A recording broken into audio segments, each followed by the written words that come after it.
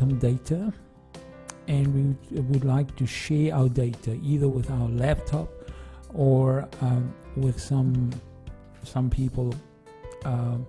So you need to go to your phone settings. So I'm on a Huawei Android phone.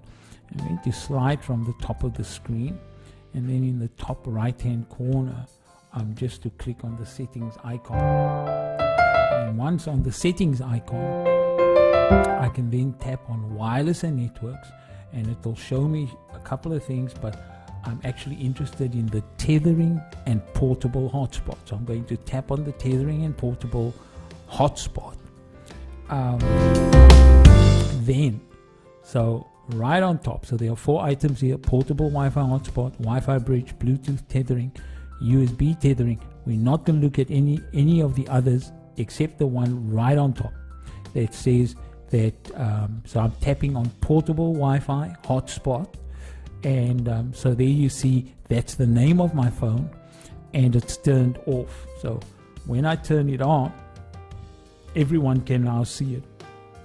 But now people need to know a password, so I'm going to just configure this hotspot and tap on configure hotspot, and this is going to allow me to set the password for my hotspots. On top you can see my hotspot name, and this is where the password. So I'm going to just discover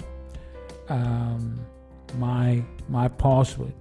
So that's the password, Jerusalem, and I then tap on save. All right, and it's going to take me back. I'm going to click on the left arrow right on top to just go back one screen. So now you'll see that my portable Wi-Fi hotspot is on. You can see it's on there, and I know the password under my configuration. So people can now, when they either on any of their devices, whether it be on their phone, whether it be on an Apple phone, they will see your hotspot pop up in the Wi-Fi options. Please don't forget to turn off your hotspot. Thank you.